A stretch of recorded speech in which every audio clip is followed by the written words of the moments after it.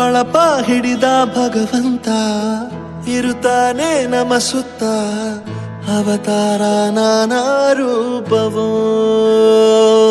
ನಮ್ಮೆಲ್ಲ ಹಣೆ ಬರಹ ತಿದ್ದಿ ಬರೆಯಲು ಕತ್ತಲೆಯಿಂದ ಬಂತ ನಮ್ಮ ಕೈಯ ಹಿಡಿಯುತ್ತ ಕರೆದೊಯ್ದ ಬೆಳಕು ತೋರಲು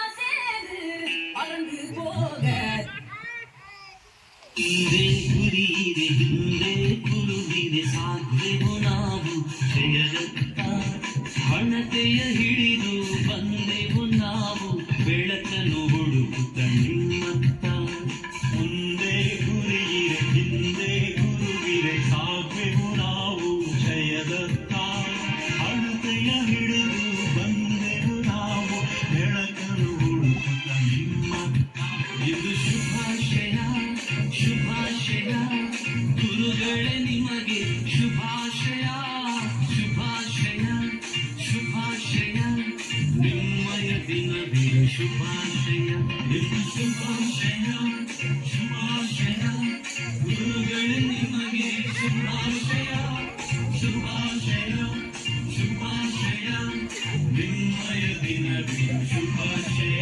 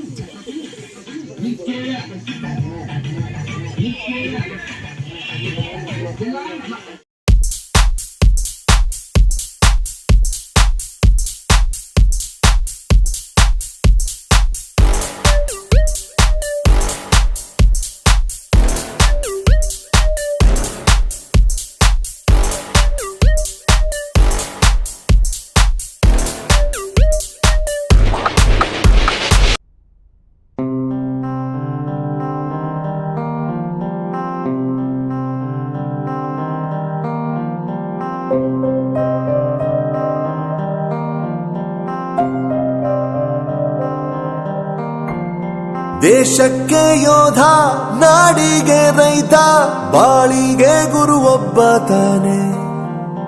ಅಕ್ಷರ ಕಲಿಸೋ, ಅಜ್ಞಾನ ಅಳಿಸೋ, ಅವನೂನು ಅನ್ನದಾತಾನೆ. ತಪ್ಪು ಸರಿಯ ತಿದ್ದಿ ತಿಳಿ ಹೇಳಿ ಸಮಬುದ್ಧಿ ನಮ್ಮ ಚಿತ್ತ ಶುದ್ಧಿಯಾಗೋ ಹಾದಿ.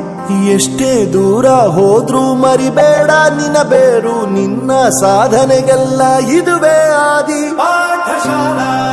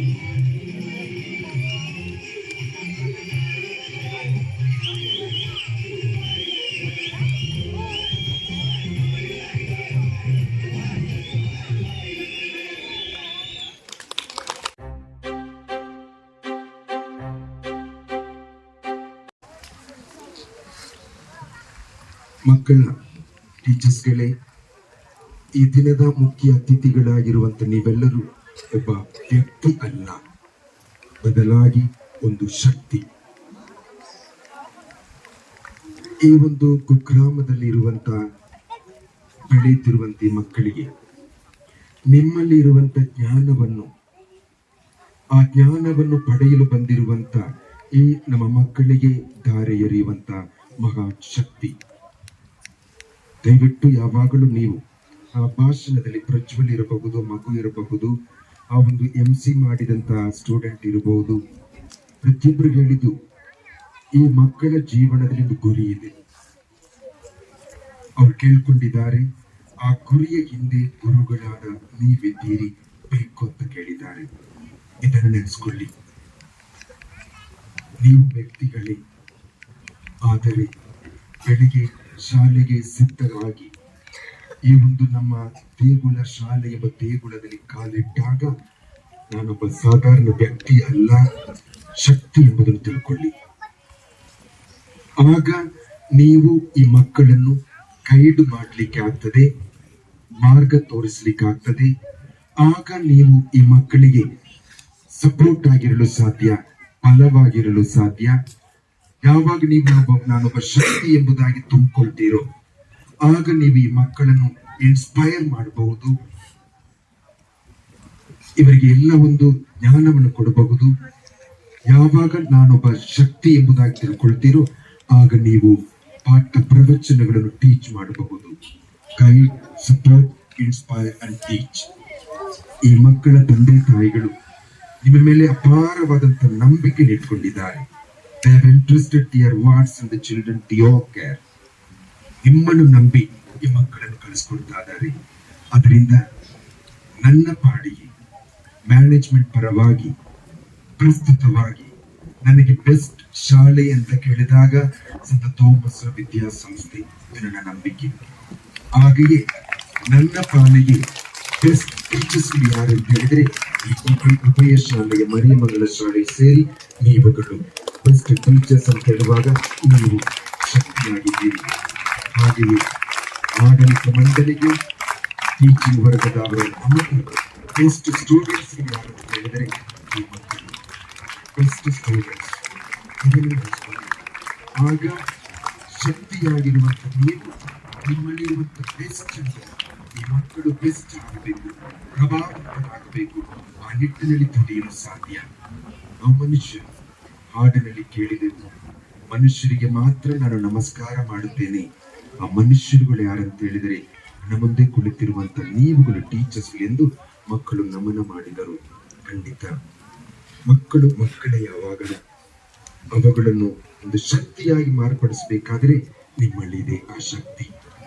ಅದನ್ನು ತಂದೆ ತಾಯಿಗಳು ನಂಬಿ ಅವರ ಕರುಳ ಕುಡಿಗಳನ್ನು ನಿಮಗೆ ಒಪ್ಪಿಸಿದ್ದಾರೆ.